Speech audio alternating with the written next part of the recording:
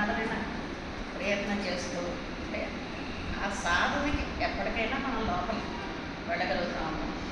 మన లోపల బయట ప్రపంచం కనపడతాం, లోపల కూడా ఒక ప్రపంచం ఉంది కదా మనకి. అసలు క్షణంలో లిప్తపాటులో వేల కొద్ది ఆలోచనలు వచ్చేస్తుంటాయి. వాటిని ఒక క్షణకాలం అరికట్టుకోగలిగితే దాన్ని అది మహాయోగం మనకి. అలాగా విష్ణుమూర్తి అలా పెడతారు. అదేమో చాతుర్మాసం. ఇప్పటి నుంచి కార్తీక మాసం దాకా చాతుర్మాస దీక్ష మనకు తెలిసిన విషయం కదా. పూర్వకాలం నుంచి కూడా ఇప్పుడు పీఠాధిపతులు వాళ్ళు కూడా చేస్తున్నారు. పూర్వం సాధు సన్యాసులు వీళ్ళందరూ కూడా చాతుర్మాస దీక్ష చేసేవారు. అంటే వర్షాకాలం ఎక్కడో చోట ఉండిపోయి మంచి భాగవత రామాయణాలు, పాత్రలు, తర్వాత పురాణాలు, ఇతిహాసాలు అన్నీ చెప్పుకుంటూ కాలక్షేపం కదా. అందరికీ దాంట్లో నుంచి జ్ఞానం వచ్చేట్టుగా వాళ్ళు నేర్పించేవారు. ఎక్కడో ఒక చోట స్థిరంగా ఉండేవారు. అది కూడా మనందరికీ తెలిసిన విషయం. అయితే అయ్యో నేను ఎందుకు గుర్తుపట్టలేదు.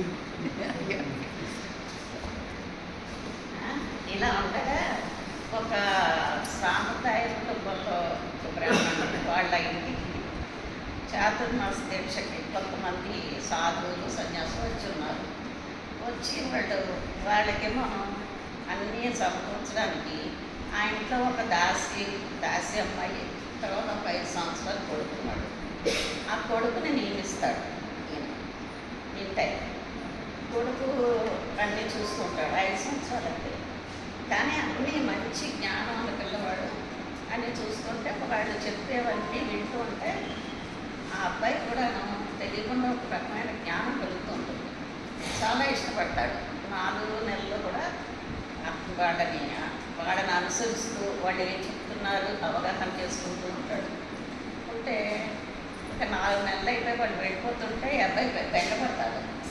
చాలా బాగా చెప్పారు, ఇవన్నీ కూడా నేను మళ్ళీ కోరుకుంటున్నాను. బెంగగా ఉంటే అప్పుడు వాళ్ళు ఏమంటారంటే, నువ్వేమో ఇంత శ్రద్ధగా విన్నావు, మాకేమో మంచి సేవ చేసావు, అంచేత నీకు మేము మంత్రం నేర్పిస్తాం, ఆ మంత్రం జపించుకుంటూ ఉండు, అప్పుడు నీకు విష్ణుమూర్తి నారాయణుడు ప్రత్యక్షం అవుతాడు అని చెప్తారు. చెప్తే సరే అని చెప్పేసి ఆ మంత్రం చెప్పించుకుంటూ ఉంటాడు. ఈ లోపల తల్లి ఏదో పాపతో మరణిస్తాడు. తల్లి చనిపోయిన వెంటనే పిల్లాడు బయటకు వెళ్ళిపోతాడు. వెళ్ళి అరణ్యంలో కూర్చుంటాడు. అరణ్యంలో రావి చెట్టు కింద కూర్చుంటాడు. రావి చెట్టు కింద కూర్చుని వాడు చెప్పిన మంత్రం స్మరిస్తూ ఉంటాడు. అంతే 5 ఏళ్ల బాలుడు, చిన్నవాడు. అది అలాగే జపం చేస్తూ ఉంటాడు. కొంతకాలానికి ఒక్కసారి విష్ణుమూర్తి ఒక్కసారి ఒక లిప్తపాటు కనపడి తర్వాత అంతే దర్శనించి మాయమవుతాడు. చిన్నపిల్లాడు కదా, ఏడుస్తుంటాడు. అయ్యో నాకు దర్శన భాగం ఎంత కొంచెం సమయమా అని ఏడుస్తుంటే సరే అప్పుడు అలా ఏడ్చి అలాగే మంత్ర జపం చేస్తూ ఉంటాడు. చేస్తుంటే కొంతకాలానికి ఒక పాట అమరవాణి వినపడుతుంది. ఈయన మన వినపడేసరికి నువ్వేమో ఇంకా నీ తపస్సు దృఢపడాలని, నీ జపం దృఢపడాలనేసి నేను క్షణమాత్రమే ఇచ్చాను దర్శనం అని చెప్తాను. ఇంకా చెయ్యి కొంతకాలం చేశాక నీకు తర్వాత జన్మలో నువ్వు నా దగ్గరే ఉంటావు, నాకు ప్రియ భక్తులు ఉంటావు, నా స్మరణలోనే ఉంటావు అని చెప్తాను. ఇంకే పిల్లవాడు అలాగే చేస్తున్నాడు. పెద్దవాడయ్యాడు. ఇంకా తర్వాత పునర్జన్మ కోసం అన్ని వీక్షిస్తూ ఉంటాడనమాట.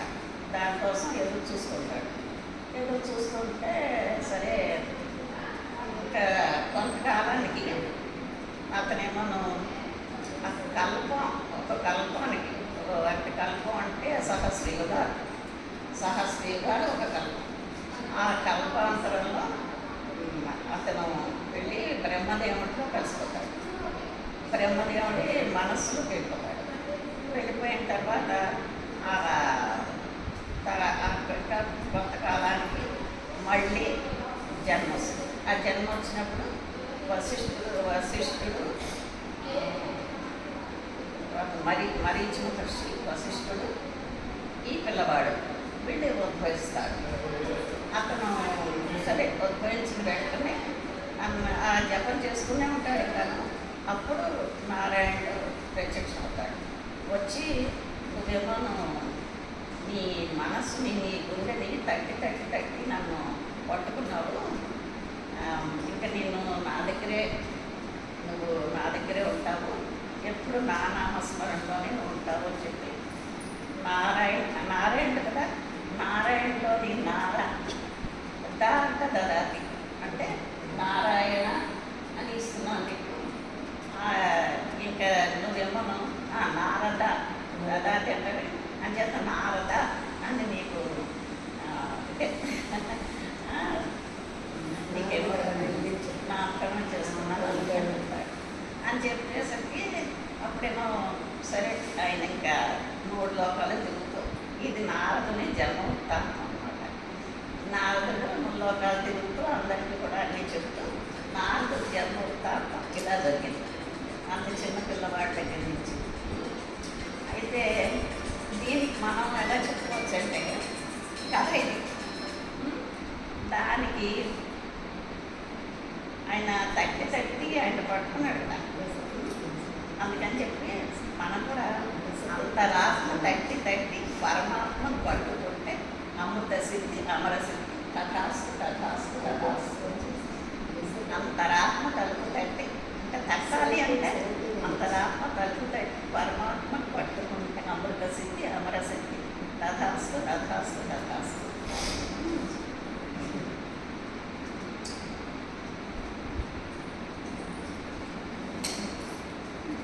మీ ఫోన్లో ఉంటుంది కదా, చూడకుండా చెప్తాను. ఎందుకంటే పర్వాలేదు చూడండి. అంటే కథ చెప్పి కథ మీద కథకు సరిపడే కవిత రాశారు. అది ఆయన తట్టి మరి పట్టుకున్నాడు కదా ఆ మనస్సుని, ఆ మంత్రంతో తట్టి మొత్తాన్ని నారాయణ పట్టుకున్నాడు. అంటే నారదుడయ్యాడు. అలాగే మనం కూడా అంతరాత్మ తలుపు తట్టి పరమాత్మను పట్టుకుంటే అమృత సిద్ధి అమర సిద్ధి తథాస్తు తథాస్తు తథాస్తు. అది అంత సులభంగా జరిగేది కాదు. మర్చిపోతున్నాను వచ్చారు. మీరు కథ మొత్తం మర్చిపోకుండా చెప్పారు. ఎందుకంటే అసలు చూసుకుంటా టైం ఉండట్లేదండి. ఇంట్లో ఏదో సరిపోతుంది. అసలు ఇలాగా చూడకుండా చెప్తాను.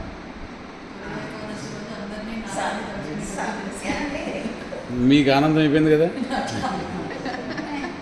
సత్వగుణ సహితమై రజస్తమోగుణ రహితమై ఆధ్యాత్మికాగ్నిలో ఆజ్యం పోస్తుంది. అది అంత సులువైన పని కాదు కదా. కానీ లిప్తపాటు అరిషడ్వర్గాలను ఆహుతి చేసి ఒక కనురెప్పపాటు ఈ అరిషడ్వర్గాల్ని ఒక కనురెప్పపాటు వాటిని మనం అంటే స్థిరం చేసుకోగలుగుతూ ఉంటే అంతరాత్మ తలుపు తట్టి పరమాత్మను పట్టుకుంటే అమృత సిద్ధి అమర సిద్ధి తథాస్తు తథాస్తు. సత్య ప్రేమ సహన పథంలో ధర్మ శాంతి పదమున సాగి సత్య ప్రేమ సహన పథంలో ధర్మ శాంతి పదమున సాగి ఈశను మాత్రం మనస్సు నిలిపి ఈశనత్రయమును తర్పణ బదిలి అంతరాత్మ తలుపు తగ్గి పరమాత్మను పట్టుకుంటే అమృత సిద్ధి అమర సిద్ధి తథాస్తు తథాస్తు తథాస్తు. చేయలేమా అనిపిస్తుంది. అంటే ఒక్క క్షణం పాటు మనలోకి మనం వెళ్ళలేమా? ప్రపంచంలోనే ఎప్పుడు ఉంటామా? ప్రయత్నం చేయవచ్చు కదా. అందుకే నారదుడు వృత్తాంతంగా వచ్చి నారదుడు అందులో ఐక్యమైపోయి చెప్పినది చాలా బాగుంది.